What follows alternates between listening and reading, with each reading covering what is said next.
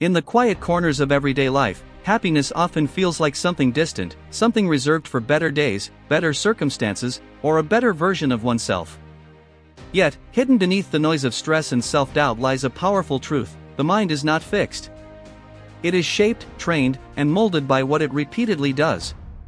Just like the body responds to consistent exercise, the brain responds to consistent thoughts and habits.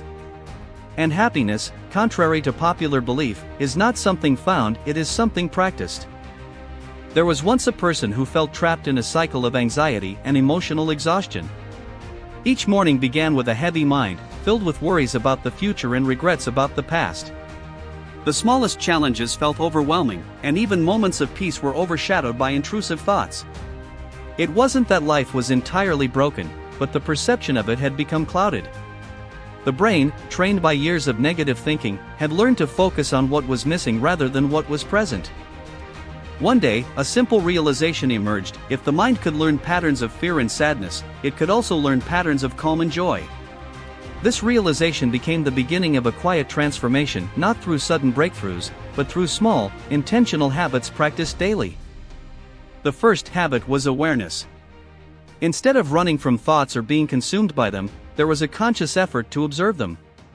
Thoughts were no longer treated as absolute truths but as passing mental events. This shift created space. It allowed emotions to exist without taking control. Over time, this awareness weakened the automatic pull of negativity, making it easier to redirect attention. The second habit was gratitude. At first, it felt unnatural, almost forced. The mind resisted focusing on the good when it had been conditioned to scan for problems. But slowly, the practice began to reshape perception. Each day, attention was given to small, often overlooked moments: a warm cup of tea, a gentle breeze, a kind gesture. These moments, though simple, started to accumulate. The brain, responding to repetition, began to recognize that life contained more than just struggles. The third habit was reframing. Instead of seeing challenges as proof of failure, they were gradually viewed as opportunities for growth. This did not mean ignoring pain or pretending everything was perfect. It meant choosing to interpret experiences in a way that empowered rather than defeated. A setback became a lesson. A mistake became a step forward.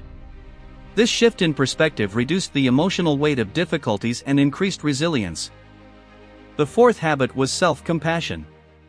For a long time, the inner voice had been harsh and unforgiving, quick to criticize and slow to appreciate. Changing this voice required patience. It meant treating oneself with the same kindness that would be offered to a struggling friend. When things went wrong, instead of spiraling into self-blame, there was an effort to respond with understanding.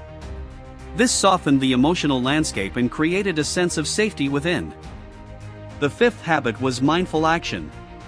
Instead of rushing through the day on autopilot, there was a deliberate effort to be present in each moment. Whether it was eating, walking, or simply breathing, attention was brought back to the here and now. This practice reduced anxiety, which often thrives on thoughts of the future, and regret, which lingers in the past. By anchoring attention in the present, the mind found moments of peace that had always been available but rarely noticed. The sixth habit was limiting negativity. This included not only negative thoughts but also external influences such as overwhelming news, toxic environments, and draining interactions. Boundaries were gradually set, not out of avoidance, but out of self-respect. By protecting mental space, there was more room for positive and constructive experiences to take root. The seventh habit was consistency. None of these changes happened overnight.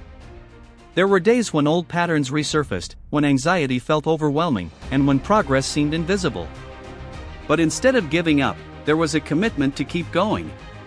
Even small efforts mattered. The brain, after all, learns through repetition, not perfection. As weeks turned into months, subtle changes began to emerge. The mind felt lighter, not because life had become perfect, but because the way it was experienced had changed. Challenges still existed, but they no longer defined everything. Moments of joy became more frequent, not as rare exceptions, but as natural parts of daily life. This transformation was not about eliminating negative emotions. Sadness, fear, and stress still appeared, as they are natural parts of being human. The difference was in how they were handled. Instead of being overwhelming forces, they became manageable experiences. The mind, once dominated by anxiety, had learned to create space for calm. What made this journey powerful was its simplicity.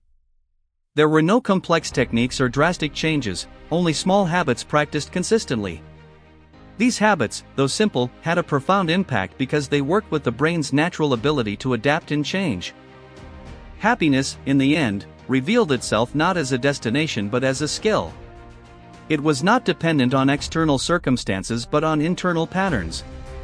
By training the mind to focus, interpret, and respond differently, it became possible to experience life with greater clarity and peace. This story serves as a reminder that no matter how deeply ingrained negative patterns may seem, they are not permanent. The brain is always learning, always changing. With patience and intention, it can be guided toward healthier, more positive ways of thinking. The journey is not about becoming someone entirely new but about rediscovering what has always been there beneath the layers of stress and conditioning. It is about creating a relationship with the mind that is supportive rather than critical, aware rather than reactive. And perhaps most importantly, it is about understanding that happiness is not something to wait for. It is something to practice, one small habit at a time.